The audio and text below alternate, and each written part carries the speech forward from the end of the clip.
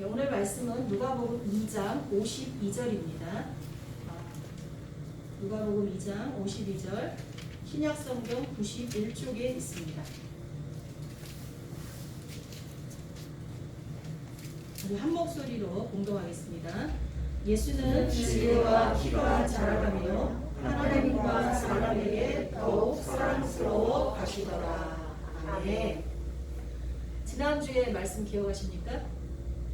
혹시 기억 못하실까봐 제가 어제 한 번 더 설교를 보시고 오라고 이렇게 말씀을 드렸는데 어제 한 번 더 보신 분 아무도 없으시네요. 그래도 예전에는 이렇게 제가 질문하면 한두 분이라도 들으셨는데 항상 아까 우리 이재현 집사님 기도하셨지만 설교를 한 번만 듣고 끝나는 게 아니라 그 말씀이 나를 이끌어갈 때까지 그렇게 자꾸 보시고 듣고 묵상하시고 그렇게 해주시길 바랍니다. 네. 지난주에는 유다서에 있는 말씀을 전했습니다. 유다서 한 장으로 되어 있죠. 4절에서 11절 말씀으로 마지막 때를 살아가는 성도의 올바른 자세에 대해서 말씀을 전해드렸습니다.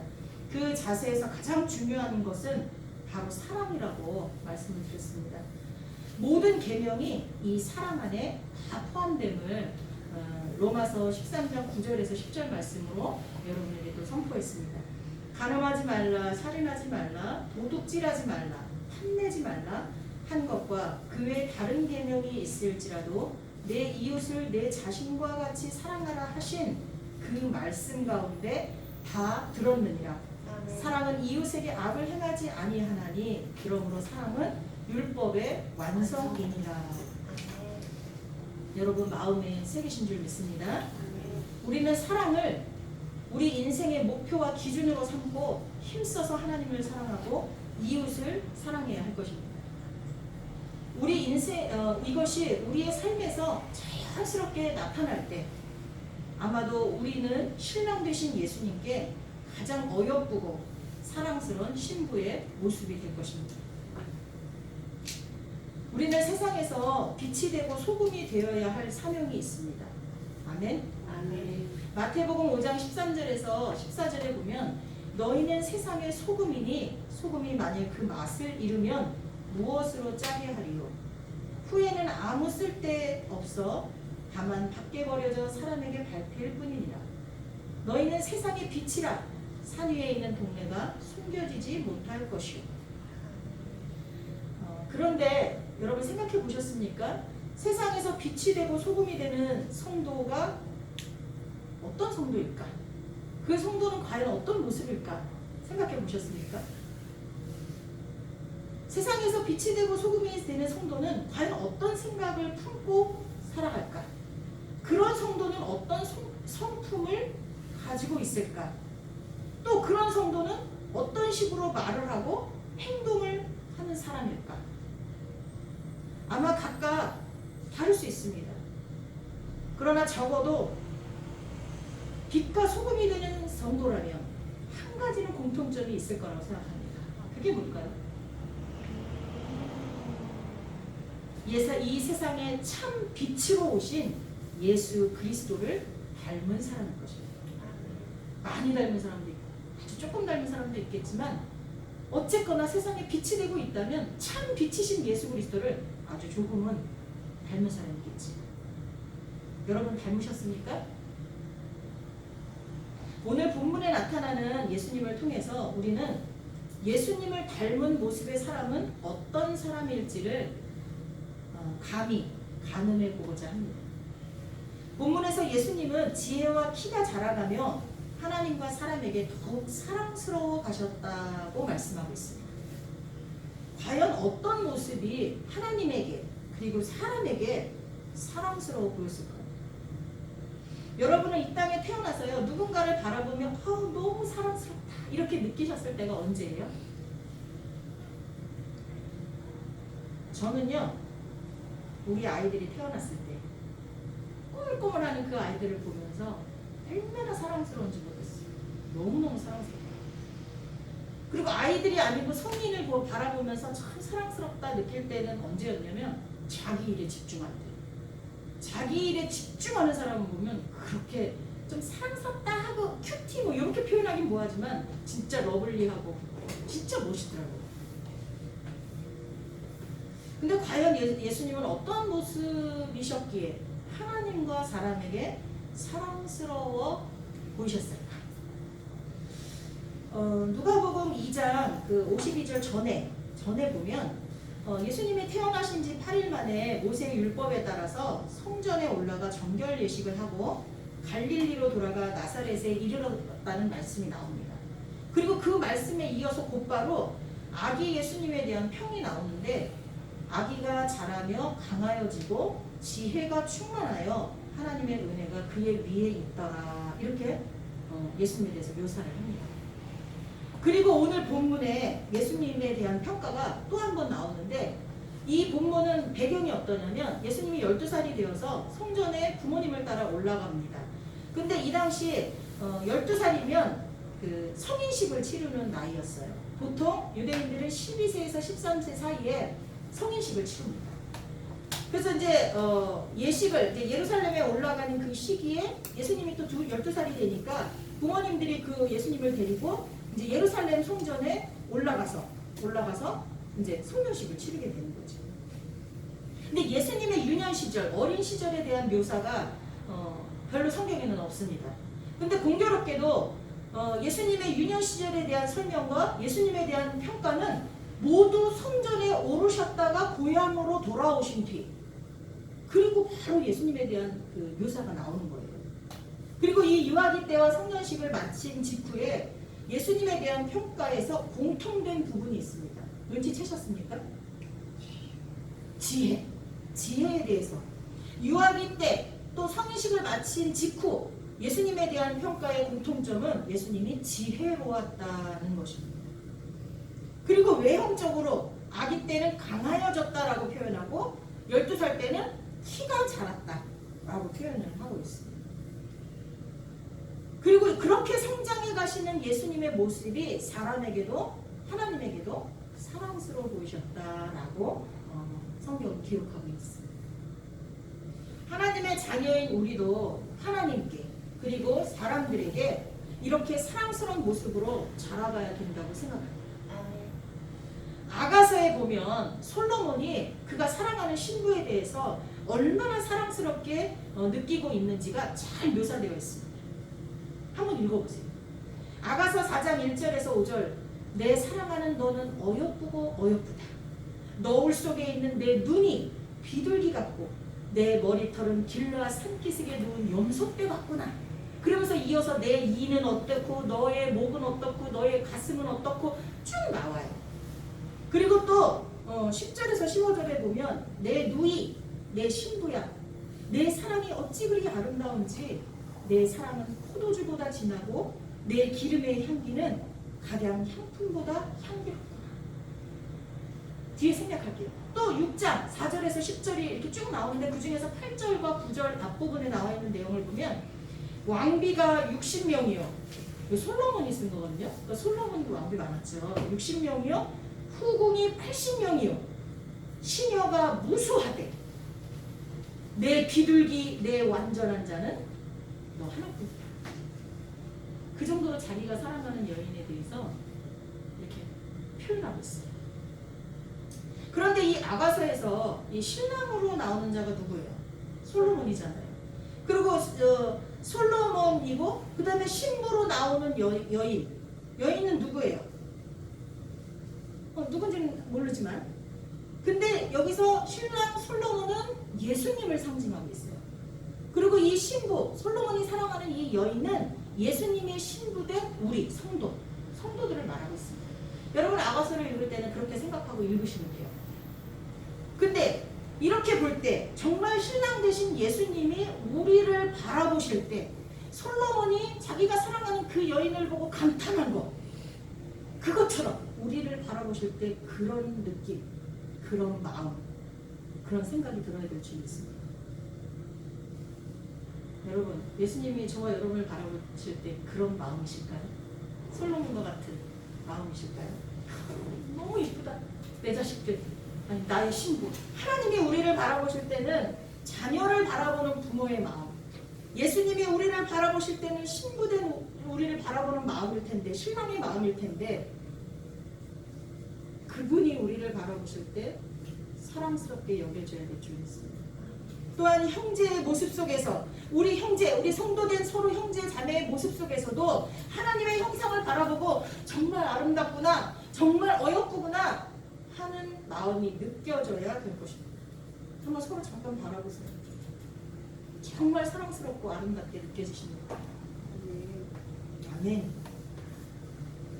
그리고 우리가 그런 모습으로 성장할 때 우리는 세상에서 눈부시고 아름다운 빛, 세상의 어둠을 몰아내는 그 빛이 될 수 있을 것이고, 또 썩어져가는 것들을 막아낼 수 있는 소금이 될 수 있고, 정말 살기 싫고 삶을 포기하고 싶고 그런 정도로 정말 어두운 이 땅에서, 열악한 이 땅에서, 썩어져가는 이 땅에서 맛을 내는, 살맛나게 하는 그런 소금의 역할을 다하게 되리라 믿습니다.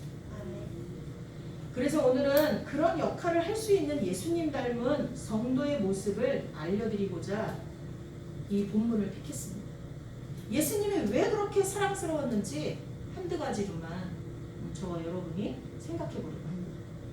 첫째는 지혜입니다. 지혜. 예수님은 지혜로우셨습니다. 그리고 잠언서에 보면 우리가 얼마나 지혜를 사모해야 되고 지혜로워야 되는지에 대해서 잘 말해주고 있습니다. 왜 예수님이 지혜로웠다고 우리가 딱 단정지어 말할 수 있냐면 본문 위에 나와 있는 배경을 통해서도 알 수 있습니다. 아까 말씀드렸지만 12세, 13세에 성인식을 했던 전통에 의해서 예수님이 12세가 됐을 때 부모님을 따라서 성전에 올랐습니다. 그리고 성전에서 모든 행사가 끝나고 집으로 돌아갑니다. 근데 사실 그때 개인적으로 가는 게 아니에요. 가문으로 무리지어서 갑니다. 가문별로. 그렇게 가는데 사막에는 위험한 것들이 많이 있거든요. 그래서 며칠 2, 3일씩 걸어가야 되는 그 길에 무슨 지금처럼 대중교통이 있는 것도 아니고 다 사막을 뚫고 걸어가야 되는 길이잖아요. 사람들 인가가 있는 데도 있지만 그렇지 않은 곳이 더 많죠. 걸어가야 되기 때문에 가문별로, 족속별로 무리를 지어서 이렇게 가요. 근데 가는데 갈 때는 이게 여러분 언젠가 제가 설교할 때 알려드렸지만 남성들이 먼저 가고 그 뒤에 여자와 노인들이 따라가고 아이들이 따라가고 뒤에 또 그 뒤를 지켜줄 수 있는 남성들이 또 갑니다. 이렇게. 그리고요 부모가 아이 손잡고 이렇게 가는 시스템은 아니었어요. 그렇기 때문에 예수님이 어릴 때는 부모하고 같이 가잖아요. 어릴 때는 그렇게 이렇게 남성이 가고 여자와 노인들이 가고 할 때 거기 사이에 끼어서 갔어요. 근데 성인식이 끝나고 나면 어때요? 이 어른으로 인정받잖아요. 그렇기 때문에 이 위치, 예수님이 돌아올 때의 위치가 좀 다른 곳에 있단 말이죠. 그래서 부모님이 당연히 예수님께서 같이 오고 계실 거라고 생각하고 가고 있었어요. 일행들하고 섞여서. 근데 하루 길을 가고 나니까 어떻게 됐죠? 없는 거예요, 예수님이. 우리는 이 본문을 읽을 때 아니 부모가 자기 아이가 같이 손잡고 오거나 같이 왔을 텐데 왜 모르고 하루 길을 간 다음에 알았을까? 이렇게 문화와 배경을 모르면 그럴 수 있는데 그런 상황이었기 때문에 몰랐던 거예요. 나중에 없는 거예요. 그래서 다시 예수님을 찾으러 예루살렘 성으로 돌아옵니다. 돌아왔더니 예수님이 뭐하고 계셨어요? 예수님이요 그 성전 한가운데서 율법자들과 율법 선생들과 율법 학자들과 모세오경을 가지고 하나님의 말씀, 그 당시 하나님 말씀 모세오경이죠. 토론하고 있는 거예요. 질문도 하고 대답도 하고. 근데 그 예수님이 질문하고 대답하는 것을 보고 그 전문가들이, 율법 전문가들, 성경 전문가들이 와 지혜롭다. 어떻게 저 성경을 저렇게 해석하지? 어떻게 저 성경에 대해서 저렇게 깊이 있게 이해하지? 이런 것들에 대해서 정말 지혜롭다. 그리고 놀랐다라는 기록이 누가복음 2장 46절 47절에 나옵니다. 근데 예수님을 찾으러 온 마리아가 그 어머니가 이렇게 얘기해요. 아이야 어찌하여 우리에게 이렇게 하느냐. 보라 내 아버지와 내가 근심하여 너를 찾았노라. 이렇게 아이한테 예수님한테 얘기합니다. 그러면 예수님 뭐라 그랬을까요? 예수님 원래 착하시잖아요. 부모에게 순종적이잖아요. 어머니 잘못했어요. 이렇게 말해야 되겠죠. 근데 그렇게 말을 안 해요. 우리가 상상할 수 없는 말을 해요. 어찌하여 나를 찾으셨나이까? 내가 내 아버지 집에 있어야 될 줄을 알지 못하셨나이까? 이렇게 얘기를 해요. 자, 이 대화를 통해서 우리가 무엇을 생각할 수 있습니까? 예수님이 신인 거, 예수님이 하나님이신 거. 12살 때부터 자기 부모한테 계속 각인시켰나? 이렇게 생각하시겠습니까? 여러분 한번 상상해 보세요. 왜 예수님이 이렇게 대답하셨을까요? 예수님은 자신의 정체성을 확실히 알고 있어요. 뭐 성경 전문가들은 그렇게도 얘기해요. 근데 여러분 이제 예수님이 12살이에요. 12살. 아무리 하나님이시지만 실질적으로 세례받고 공생을 시작하신 건 청년이 돼서예요. 이걸 통해서 이렇게 학자들이 연구도 하고 했는데 요 문장을 보고 생각할 수 있는 거는 어머니 제가 언제든지 사라졌을 때는 어디에 있었어요? 늘 율법 선생님들과 토론하는 자리에 있었고 회당에서 있었고 늘 있었잖아요. 그러면 어머니가 가시다가 내가 없으면 걱정하고 염려할 것 없이 당연히 예루살렘 성전에 그들과 함께 하나님의 말씀을 토론하고 있었을 것이라 짐작하시지 못하셨어요? 이런 얘기도 이 안에 포함되어 있다는 것입니다. 예. 물론 자기의 정체성을 12살 때부터 뭐 말했을 수도 있어요. 그러나 이 문맥과 이 배경을 가만히 보면 어머니 이 어머니는 뭐냐면 지금 너 때문에 걱정했어 이렇게 얘기하는 거거든요. 너 찾느라고 걱정했어. 그래서 우리가 하는 길을 갔다가 다시 돌아왔어 이런 얘기를 하는 거거든요. 근데 예수님은 왜 걱정을 하십니까? 내가 당연히 주의 말씀이 있는 곳에 하나님의 성전에 있을 것이라는 것을 내가 늘 그렇게 해왔는데 당연히 그냥 걱정하지 마시고 이렇게 오시면 되죠. 이런 이야기도 이 안에 포함되어 있다고 볼 수가 있습니다. 그 당시 어린아이들은 성인식을 하기 전에 모세오경을 다 암송했다고 합니다. 모세오경이 뭐예요? 창세기, 출애굽기, 레위기, 민수기, 신명기. 여러분 이 5권의 책 중에서 여러분 몇 절이나 외우고 계십니까? 저도 내용은 거의 아는데 막상 그 절을 토시 하나 안 틀리고 외우는 거 쉽지 않습니다. 근데 이 당시 12살 성인식이 하기 전에 모든 아이들은 그 모세오경을 다 외웠다는 거예요. 물론 거기서 지식적인 어떤 것을 받아들이는 게 좀 느려서 그걸 못하는 어린이도 있었겠죠. 근데 대부분의 아이들이 그렇게 했어요. 근데 특히 예수님은 그것을 다 완수했을 뿐만 아니라 다 암송했을 뿐만 아니라 모세오경을 두고서 선생님들과 토론을 할 만큼의 수준이 됐다는 거예요. 이것은 예수님이 하나님의 말씀을 얼마나 가까이 하고 얼마나 많이 외우고 있고 공부했는지를 잘 알려주는 대목이라고 볼 수 있습니다. 근데 한번 생각해 보세요. 요즘 우리들의 자녀들은 어떻습니까? 예수님을 안 믿는 가정의 자녀들은 그렇다 치고 예수님을 믿는 가정의 자녀들만 생각해도 너무나 안타까운 일입니다. 그들은 더 이상 하나님의 말씀을 가까이 하고 있지 않습니다. 여러분의 자녀들이 아니 저와 여러분이 하나님의 말씀 성경을 얼마나 자주 봅니까? 머리맡에 두고 주야로 묵상하라 했는데 정말 그렇게 하십니까? 몇 년 전에 우리 청년들 학생들한테 강조를 많이 했더니 우리 여기 계신 청년들이 성경을 참 많이 읽었어요. 근데 요즘에는 우리 박 집사님도 임용고시 준비하느라고 아마 성경을 많이 안 읽는 것 같아요. 우리 이 집사님도 대학원 가고 나서는 별로 성경을 읽는 걸 많이 못 봤어요. 우리 집사님들은 어떠십니까? 우리가 본이 돼야 내 자녀들도 늘 성경을 본다고 생각합니다. 우리 때에는 그래도 성경 암송대회도 많았고 성경을 읽고 쓰는 시간들이 많았습니다. 근데 교회마다 아동들이 줄고 청소년들이 줄다 보니까 자꾸 이 숫자를 회복하려고 하는데 집중하고 정말로 아이들에게 말씀을 먹이고 말씀으로 아이들이 살아나고 말씀을 늘 가까이 하고 이렇게 하는 거에는 신경을 좀 덜 써요. 그래도 요즘 아이들이 스마트폰이라든가 컴퓨터라든가 이런 것들 때문에 책을 읽는 거를 별로 안 해요. 그래서 저는 벌써 한 초창기 우리 교회가 개척되고 초창기부터 아이들이 스마트폰으로라도 성경을 볼 수 있도록 다 앱을 깔게 했어요.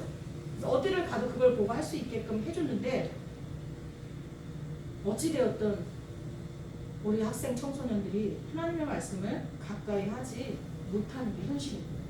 그러나 예수님의 지혜는 사람과 하나님께 사랑스러워 보였던 예수님의 지혜는 하나님의 말씀을 가까이 한 것에서 비롯되었음을 우리는 기억해야 할 것입니다. 잠언서 1장 2절에서 4절에 보면 이는 지혜와 훈계를 알게 하며 명철의 말씀을 깨닫게 하며 지혜롭게 공의롭게 정의롭게 정직하게 행할 일에 대하여 훈계를 받게 하며 어리석은 자를 슬기롭게 하며 젊은 자에게 지식과 근신함을 주기 위한 것이다.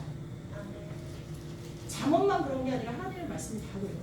그걸 또 증명해주고 있는 것이 디모데후서 3장 16절에서 17절 모든 성경은 하나님의 감동으로 된 것으로 교훈과 책망과 바르게 함과 의로 교육하기에 유익하니 이는 하나님의 사람으로 온전하게 하며 모든 선한 일을 행할 능력을 갖추게 하려 합니다.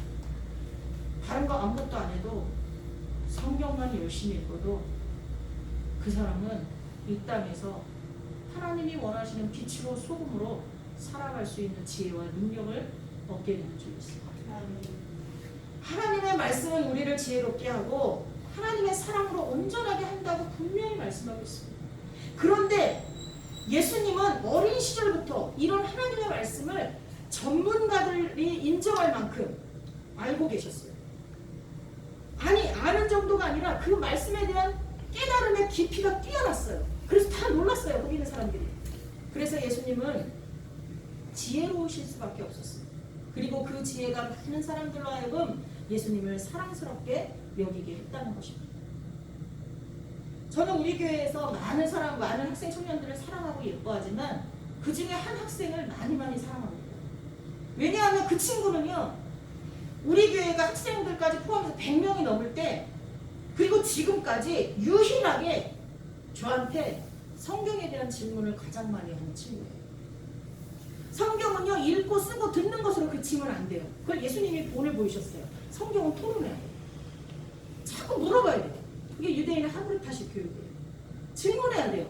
성경을 읽고 무작정 그래 하고 이렇게 하면 안 돼요. 궁금한 거는 묻고 그때 상황도 생각하고. 근데 어젯밤에도 저한테 질문을 해왔어요. 그래서 그 질문에 대한 대답을 성경을 막 보내줬어요.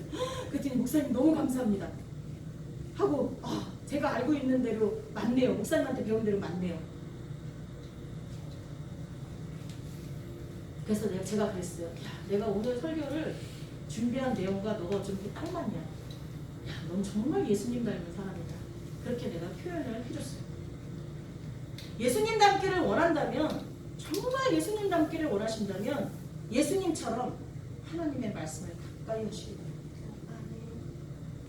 하나님의 말씀을 가까이 하세요. 그거가요, 매일 읽으시고 매일 들으시고 그리고 의문나는 건 질문하시고 그렇게 하시고. 그래도 우리 교회는 수련회 갈 때마다 그런 시간을 굉장히 많이 가졌어요. 하나님의 말씀을 늘 주야로 묵상하고 외우고 그 말씀대로 실천하고 그래야 돼요. 특히 요즘처럼 서로를 이끌어주고 연약한 부분을 감당해주는 공동체가 자꾸 와해되기 쉬운 이 시대에는 더욱 그렇게 해야 되는 줄 믿습니다. 두 번째는요, 예수님은요 지혜만 자라간 것이 아니라 신체 또한 건강하게 자라가셨다고 표현하고 있습니다. 여러분이 잘 아시지만 예수님이 공생애를 시작하시던 그 30세쯤의 나이 이전까지 예수님은 부모님을 도와서 목수의 일을 하셨습니다. 사실 목수의 일을 하던 예수님이 살던 나사렛이라는 동네는 인구가 한 500명 정도밖에 안 됐어요. 근데 그 나사렛에서 500명 정도밖에 안 되는 그곳에서 목수의 일을 하면서 생활을 이어간다는 건 굉장히 어려운 거예요. 예수님의 가정 형편이 좋지 않았다는 것은 우리가 여러 군데에서 볼 수 있어요. 예수님이 태어날 당시 마국간에서 태어난 것이야 그 당시 그쪽으로 다 사람들이 몰리기 때문에 마땅히 잘 곳이 없어서 그렇게 했다고 치더라도 예수님이 나온 지 8일 만에 할례 의식을 치르기 위해서 성전에 오를 때 준비해간 제물이 뭐였어요? 비둘기였어요. 근데 이 비둘기는 하나님께서 제물로 정해주신 것들 중에 가장 싼 거였어요. 가장 가난한 사람이 드리는 제물이었어요. 만약에 예수님의 가정의 형편이 좋았다면 그렇게 믿음 좋은 요셉과 마리아가 그걸 드렸겠어요? 그러니까 어렵다는 걸 우리가 한눈에 알 수 있죠. 근데 거기서 예수님은 장남이에요. 예수님이 첫째고 나머지 줄줄이 그렇죠. 그 장남이셨던 예수님은 아마도 쉴 틈 없이 부모님을 도와서 육체적 노동을 하셨을 것입니다. 그리고 그 당시 목수라 그러면 여러분 목수 하면 주로 우리는 뭘 다루는 사람이라고 생각하죠? 나무라고 생각하잖아요. 근데 예전에 제가 설교 한번 드릴 때 알려드렸지만 지리적이나 환경적, 역사적 그 상황을 살펴보면 그곳에는 나무들이 별로 없어요. 거의 없어요. 특히 나무가 있다고 해도 그 나무를 잘라가지고 뭐 집을 짓거나 나무로 무슨 어떤 가구를 만들거나 할 정도의 나무는 전혀 없었어요. 나무로 뭘 만들어서 쓸 정도는 도시, 예루살렘에서나 조금, 잘 사는 집에서나 조금 볼 수 있었죠. 그러면 목수는 뭐냐? 지금으로 말하면 모든 걸 총망라해서 만들어내는 뭐 인테리어 업자? 뭐 이렇게 생각하면 돼요. 근데 특히 여기서는 돌로 무엇인가를 만드는 그런 일을 하는 직업이었어요. 근데 생각해보세요. 돌로 뭘 만든다는 거는 이 육체적으로 엄청난 노동량이 필요로 하는 거잖아요. 그렇죠? 그러니까 근데 그런 일을 하면서 예수님이 아무 말 없이 그런 일을 하면서 육체가 어떻게 진 거예요? 튼튼해진 거예요. 어릴 때부터. 키가 자라면서 이게 키가 자랐다는 표현은 아주 육체적으로 강건해졌다는 거예요. 이거를 왜 누가복음 저자가 누가가 이 말을 왜 끼워 넣냐 하면은 하나님과 사람 앞에 사랑스러워지더라 라는 말 속에 그 이유로 지혜로웠다라는 것과 더불어서 키가 자랐다 그렇게 표현을 한 이유는 어디에 있을까요? 이렇게 여러분이 자꾸 성경을 읽으면서 질문을 가져보는 거예요. 사실 이 표현 지혜가 자라고 키가 자라서 사람들과 하나님께 아름다워졌다, 사랑스러워 보였다 라는 말을 하기 직전 예수님의 배경을 지금 말씀드렸잖아요. 어떤 상황이었는지. 예루살렘 성전에 올라서 그 율법학자들과 토론을 하고 있다가 돌아오는 길이었단 말이에요. 돌아올 때 그 표현을 했단 말이죠. 그러면 어떤 목사님은 이 구절을 이렇게 해석하더라고요. 예수님이 예루살렘 성전에서 그 가장 핫한 도시에서 가장 중심이 되는 인물인 율법학자들, 율법 선생님들에게 선택된 거예요. 야, 얘 키워볼만 해. 그 당시는 어때요? 제자를 키우잖아요. 제자를. 응? 예수님의 제자들, 요한의 제자들이 있었는데 요한의 제자들이 예수님의 제자들한테 가가지고 요한이 궁금했던 거 당신이 오실 메시아가 맞습니까? 막 묻잖아요. 그 당시는 다 기도도 스승이 제자들한테 가르쳐주는 기도가 다 있었어요. 스승 제자들의 관계 속에서. 그래서 그 당시는 스승 제자들이 많은 그룹으로 돼 있었단 말이에요. 근데 예루살렘에서 예수님이 지금 선택된 거예요. 그러니까 그러니까 예수님은 예루살렘에서 유학할 수 있었다. 그러니까 가장 존경받는 랍비, 선생으로 있을 수 있는 상황이었지만 부모님이 함께 돌아가기를 원했고 부모님이 장남으로서 그 가정에서 어떤 경제적인 부분을 책임져 주기를 원했기 때문에 예수님이 그것을 포기하고 부모님과 함께 그 촌동네 한 500명 정도밖에 안 되는 동네를 돌아가서 그 육체적인 어려운 일들을 감당했다라고 표현하는 목사님도 있어요. 저는 이 해석이 굉장히 일리가 있다고 생각이 되어집니다. 여러분은 어떠실지 모르겠지만 이런 모습 속에서 우리가 볼 때 예수님은요 부모에게 굉장히 효도했어요. 유년시설이 거의 성경에 기록되지 않았지만 이 단편적인 이 몇 가지 구절만 보더라도 그 배경만 보더라도 예수님이 부모에게 효도하고 또 동생들에게도 또 가정의 어떤 경제를 책임지는 장남으로서도 그 역할을 잘 감당했다는 것을 볼 수 있어요. 그래서 단순히 키가 자란 것이 아니라 그런 일을 감당하면서 신체적인 어떤 조건까지도 강건해진 것을 사람들이 보면서 아름답게 멋있게 보았다고 여겨집니다. 그리고 우리 하나님이 보실 때도 공생의 기간 하기 전에도 이미 하나님 보시기에 예수 그리스도가 이 땅에 오신 것 자체가 겸손이고 희생이고 사랑인데 자라가는 모습 속에서도 그 사랑과 희생과 겸손이 드러났다는 거죠. 그리고 이렇게 강건해진 체력이 3년 동안 눈코 뜰 새 없이 바쁘고 잠도 잘 수 없을 정도로 제 배를 줄이고 못 먹을 정도로 그냥 3년 동안 아주 충성되게 일한 그 공생의 기간을 감당할 수 있는 체력이 준비되어졌다고 봅니다. 여러분 어떠십니까? 이런 모습들이 사람에게도 사랑스럽게 여겨지고 하나님께도 멋지게 인정받게 되었다고 생각합니다. 솔로몬이 사랑했던 여인도 들에서 일하는 여인이었습니다. 그 왕궁 후궁들과 왕비들과 시녀들과 수많은 사람이 있지만 네가 최고야, 네가 제일 아름다워 라고 했던 그 여인이 들에서 일하는 여인이었어요. 그 여인은 집안에서만 머물러서 아무 일도 하지 않고 자기 자신을 가꾸는 그런 왕궁의 아내 여인이 아니었습니다. 들판에서 일을 하며 검게 그을린 일꾼의 모습이었어요. 아가서 1장 5절에 6절에 나와요. 검게 그을린 그 여인의 모습. 밭에서 일하는 들에서 일하는 그 여인의 모습. 그러나 솔로몬은 그런 그 여인의 건강미를 사랑스럽게 보았고 또 그의 삶에 그녀의 삶의 태도에 이끌렸습니다. 여기서 우리는 배우고 닮아야 하는 예수님의 모습이 있습니다. 예수님은 영과 정신뿐 아니라 육체적 성장까지 그리고 삶을 대하는 태도까지 성장해 가고 있으셨다는 거죠. 그는 자신에게 주어진 환경에 최선을 다해 순종했고요. 언제나 자기 자신의 욕구보다는 부모님과 가정과 모든 가족들을 배려하고 순종하며 살아가는 온유하고 희생적인 그런 삶의 태도를 우리에게 보여주고 있습니다. 예수님이 시간 가는 줄도 모르고 율법 선생님들과 말씀을 토론하고 하는 시간을 얼마나 즐기셨는지 몰라요. 습관처럼 즐기셨어요. 나중에 공생의 기간 동안은 습관처럼 사람들과 떨어져서 매일 기도하셨잖아요. 그렇죠? 근데 어릴 때는 하나님 말씀을 배우고 토론하는 거를 너무너무 행복해하셨어요. 그런 소년이 부모가 일하라고 부르면 얼마나 싫겠어요. 요즘으로 말하면 한참 좋은 게임하고 있는데 엄마가 스위치 탁 빼고 와서 일 좀 도와. 애들 꼭지 돌죠. 근데 예수님은 하나님 말씀을 너무 사랑하시고 좋아해서 그 배우고 토론하는 시간을 즐기셨는데 그런 모든 욕구들을 내려놓고 부모님이 필요로 할 때는 언제나 달려가서 일하시는 그 모습.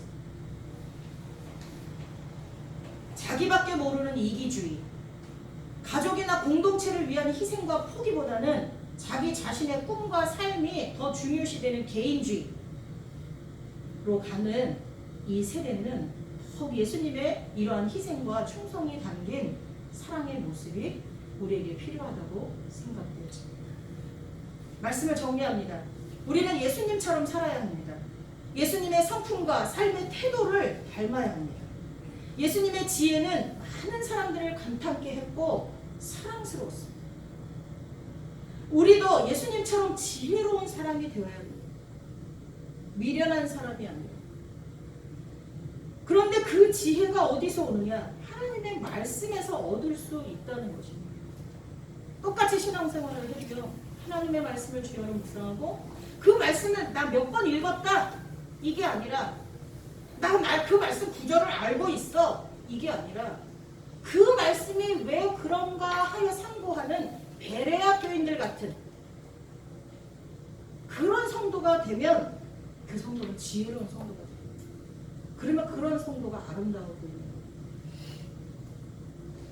모든 지혜는 하나님의 말씀에서 얻을 수 있고 하나님을 경외하는 데서 두렵고 떨림으로 하나님을 대하는 데서 옴을 우리는 오늘 또 한 번 알게 됐습니다. 그러니 두말할 필요 없이 하나님의 말씀을 늘 언제나 가까이 하셔야 합니다. 무엇보다도 최고로 우선해야 되는 줄 믿습니다. 하나님 말씀을 읽으시고 들으시고 질문을 가지세요. 이 말씀이 왜 그런가 하여 자꾸 생각하셔야 돼요. 그리고 나누셔야 돼요. 말씀을 굉장히 개신교로 강조합니다. 근데 성도들이 성장을 별로 안 해요. 왜? 목사님이 들려주는 성경을 말씀을 그냥 듣기만 하는 거예요. 그냥. 그거 갖고 와요. 자꾸 왜 그런가 상고해요. 읽고 또 읽고 외우고 나아가서 예수님처럼 그 말씀에 대해 질문하고 답하고 그러기 위해 말씀에 대해서 고민하고 그 말씀들이 자신을 설득하고 말씀이 승리해서 나를 이끌어갈 때까지 그 말씀이 나를 설득해서 나를 이끌어갈 때까지 설득을 당하려면요 많은 생각이 있어요. 말씀은 그냥 일단 외워야 되지만 그것과 동시에 그런 과정들이 있어야 돼요.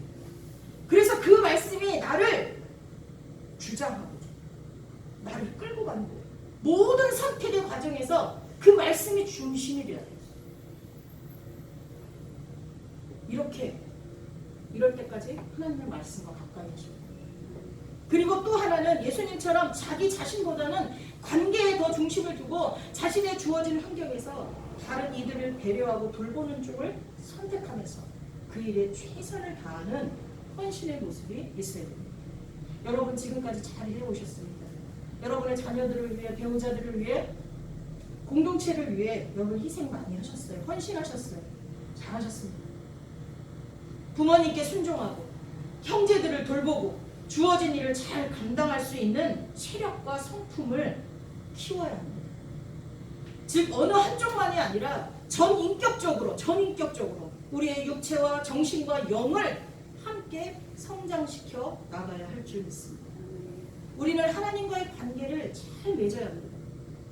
근데 또한 사람들과의 관계도 잘 맺어야 합니다. 어느 한쪽에 치우치시면 안 돼요. 10계명의 1부터 4까지는 하나님 사랑이에요. 하나님과의 관계예요. 5계명부터 10계명까지는 이웃 사랑이에요. 사람들과의 관계예요. 제가 지난주에 설명한 것처럼 우리 그리스도인은 하나님 사랑과 이웃 사랑이 모든 포커스가 맞춰져 있어야 됩니다. 그러기 위해서 때로 자기 자신에 대한 꿈과 소망도 포기할 수 있어야 됨을 명심하시기 바랍니다. 자기가 하고 싶은 거 다 하려고 하지 마세요. 자기가 갖고 싶은 거 다 가지려고 하지 마세요. 그런 것들을 가족을 위해, 형제자매를 위해, 이웃을 위해, 부모를 위해 포기할 줄 알아요. 세상이 아무리 자기 자신이 먼저고 자기 자신을 먼저 사랑해야 된다고 가르치고 주장한다고 해도 우리는 달라야 됩니다. 요즘은 다 내가 주인공이잖아요. 너 자신을 사랑하라고 하잖아요. 누구보다도 너. 그런 세상 속에서도 우리 그리스도인은 하나님이 먼저고 나라가 먼저고 독립운동을 한 34인 중에 3분의 2가 그리스도인이잖아요. 그들은 하나님 이웃사랑을 실천한 거예요. 내가 먼저가 아니라 나라가 먼저. 그래서 내가 나를 희생했어. 나를 죽음으로 내몰았어. 그리스도인은 그래야 돼요. 하나님이 먼저, 나라가 먼저, 내가 속한 공동체가 먼저, 이웃이 먼저, 가족이 먼저, 그리고 마지막으로 나이여야. 그런 사람은 돈을 쓸 때도 나타나요. 나한테 쓰는 게 제일 적어. 가족들을 위해 쓰는 게 더 많아. 나라와 민족을 위해서도 돈을 써. 그게 하나님의 사랑입니다. 기도하겠습니다. 하나님 감사합니다. 오늘 말씀을 통해서 왜 예수님이 하나님과 사람들에게 사랑스러워지셨는지 알게 하시고 그것을 본받을 수 있도록 가이드를 정해주시니 감사드립니다. 우리도 예수님처럼 하나님의 말씀을 통해 지혜를 얻기를 원합니다. 예수님처럼 하나님이 허락하신 환경 가운데서 열심히 일함으로 예수님처럼 육체와 정신이 강건해지기를 원합니다. 또한 나보다는 가족과 이웃과 나아가 나라와 하나님이 만드신 만물을 사랑하고 돌볼 줄 아는 사람이 되기를 원합니다. 성령으로 인도하여 주시고 나만 사랑하는 이기적인 사람이 되지 않게 하옵소서. 아멘. 예수님의 이름으로 기도하옵나이다. 아멘. 이제는 우리 주 예수 그리스도의 은혜와 성부 하나님의 극진하신 사랑하심과 성령 하나님의 감화 감동 교통하심이 오늘 예수님의 어린 시절을 통하여서 예수님이 어떤 분이셨는지를 알게 하시고 예수님을 닮기를 간절히 소망한 모든 성도들 위에와 저들이 속한 모든 공동체 위에 각종 어려움에 지치고 쓰러진 많은 사람들 위에 영원히 함께 하시기를 간절히 축원하옵나이다. 아멘. 아멘.